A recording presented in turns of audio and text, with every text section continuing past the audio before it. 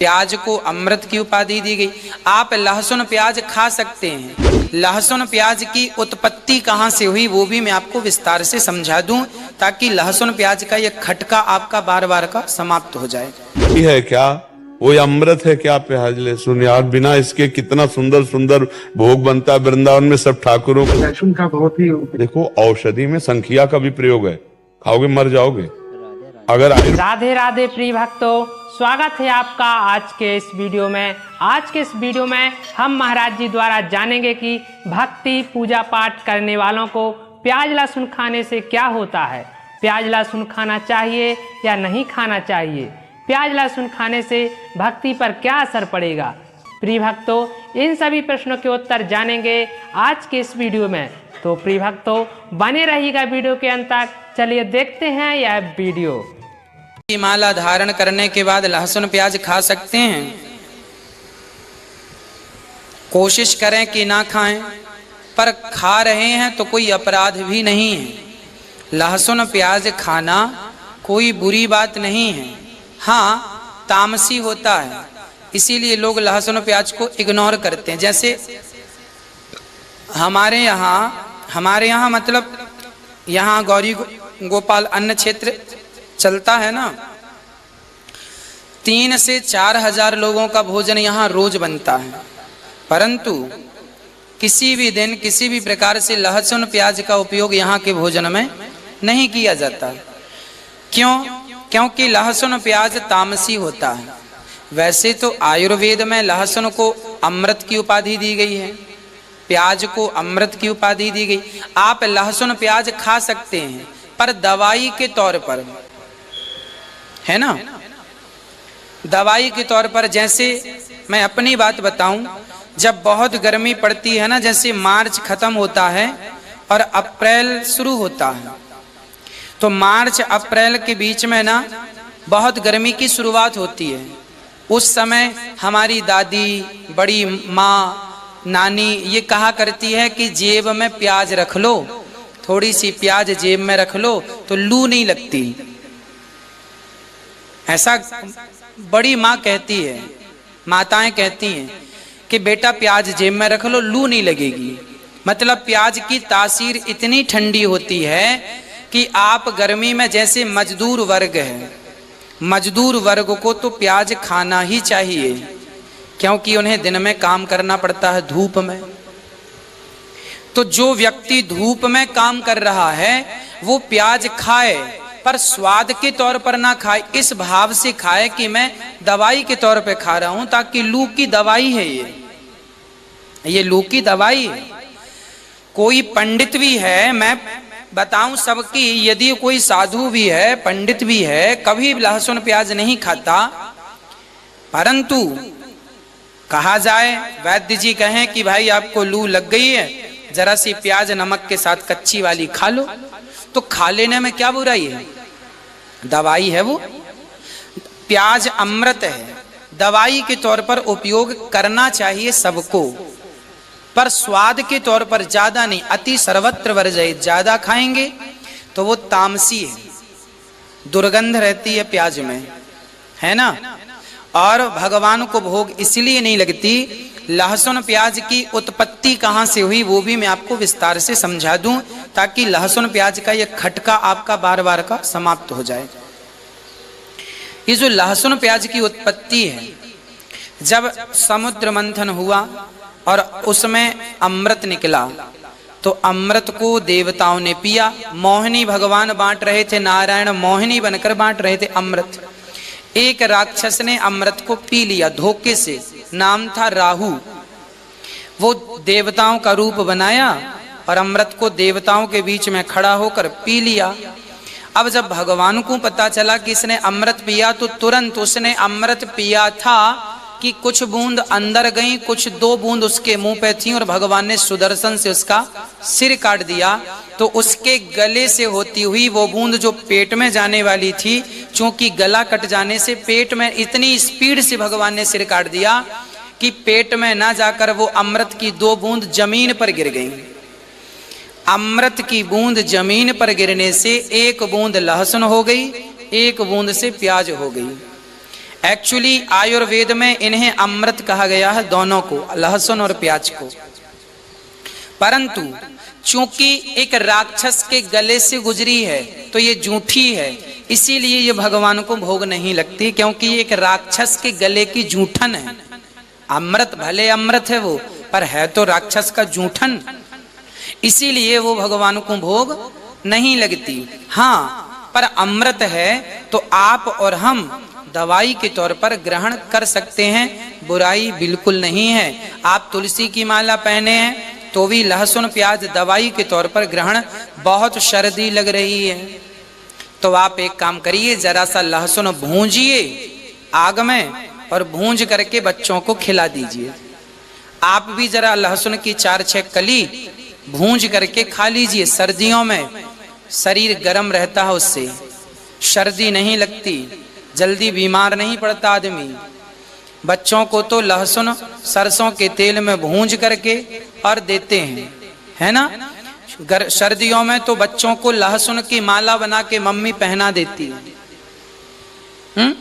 तो ये सब दवाई के तौर पर उपयोग होना चाहिए, स्वाद के तौर पर उपयोग वर्जित है।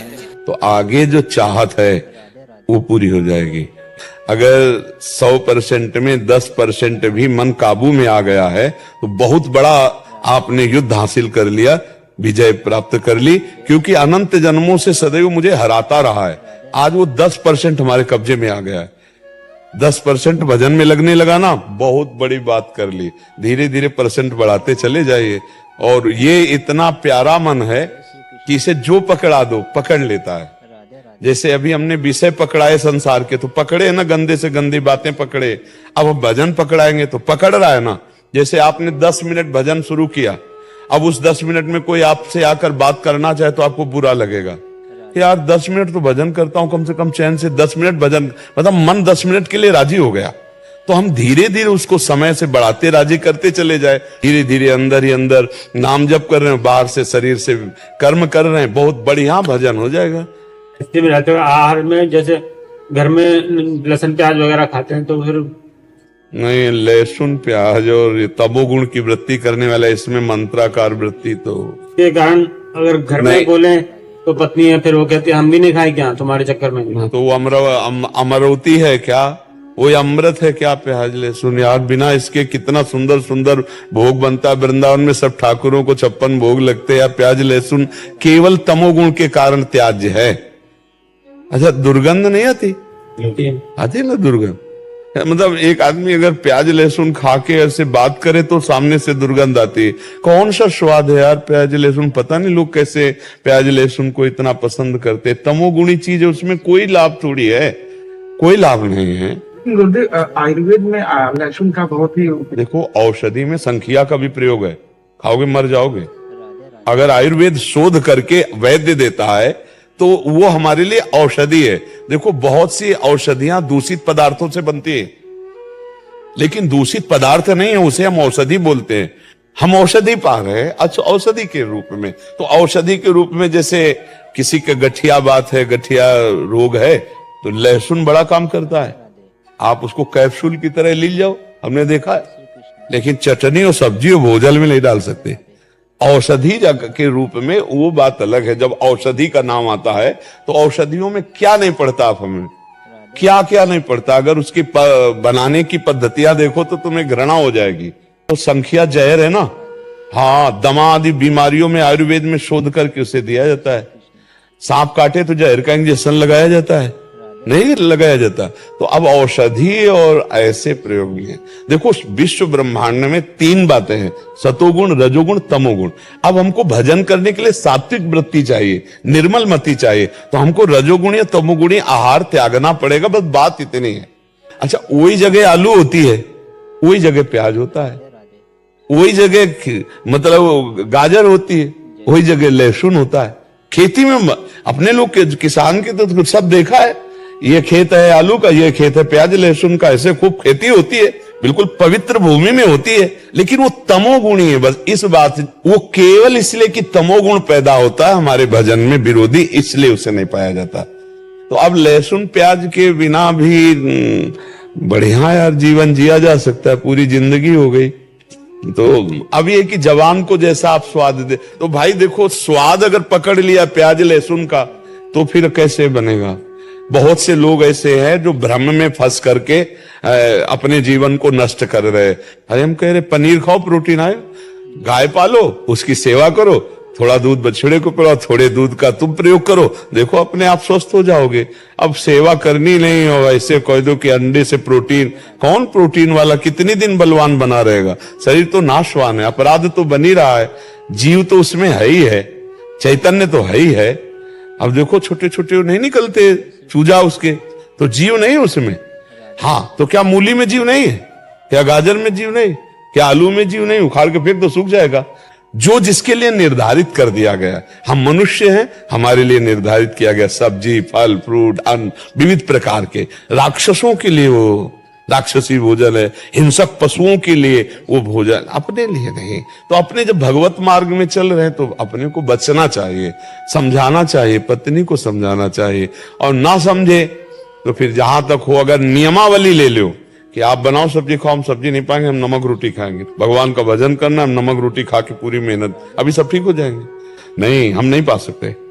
हम नमक रोटी पा लेंगे, दही रोटी पा लेंगे, दूध रोटी पा लेंगे, लेकिन जिसमें प्याज पड़ा है, लहसुन पड़ा है, तो अलग बना के देने को तैयार है, वो कहती तुम्हारे लिए अलग बना। तो बढ़िया, फिर क्या अलग बनाओ खाओ, बढ़िया है भोजन। भजन करने के लिए थोड़ा सात्विक भाव तो चाहिए। भजन मार्ग में तो थोड़ा दुख सहना पड़ेगा, जबान को संभालना पड़ेगा। एक तुम खुद नहीं चाहते हो कि लहसुन की चटनी और प्याज वाली चौक वाली सब्जी के, क्योंकि जो ऐसी पाता है, तो हम आपको बताए ना, चाहे जितनी बढ़िया दाल सब्जी हो, फिर उसकी जबान में अच्छा नहीं लगेगा। तो कोशिश करो, जैसे विद्यार्थी हैं, नौकरी पेशा वाले हैं, हम उनको ज्यादा इस बात पर जोर नहीं देते कि आप प्याज लहसुन मत खाइए। विद्यार्थी हैं, कहाँ पढ़ने जाना पड़े, नौकरी वाले हैं, कहाँ कहाँ जाना पड़े, अब आर्मी में है, कोई कहीं है, लेकिन यदि आप रह सकते हो तो मत खाओ। प्याज लहसुन खाना पाप नहीं है, पर दोष है, तमोगुणी है। उस तमोगुणी वस्तु का त्याग करके भजन में बढ़ा जाता है। अब नौजवान जैसे नौकरी पेशा वाले, अब उनको यह शिक्षा दो तो घूमते ही रहेंगे, भोजन ही नहीं मिलेगा। प्राय हर जगह जहां भी किचन है वहां ये आजकल सब पड़ता है, लेकिन जिनकी सुविधा है कि वो बिना खाए चल सकता है तो फिर चला लेना चाहिए। हमारी राय यही है कि अगर ऐसा आपका जीवन है कि आप बिना खाए रह सकते हैं प्याज लहसुन, तो फिर आप ऐसा करें, क्योंकि वो सात्विक है और भगवान का भोग प्याज लहसुन डालकर नहीं लगता है। हाँ, तो प्रिय भक्तों, गुरुजनों का यह वीडियो आपको कैसा लगा कमेंट बॉक्स में अपनी राय जरूर देना। अगर वीडियो पसंद आया हो तो कृपया वीडियो को लाइक एवं चैनल को सब्सक्राइब जरूर कर लेना। चलिए चलते हैं, अगले वीडियो में फिर मिलेंगे। तब तक के लिए जय श्री सीताराम, जय श्री राधे श्याम।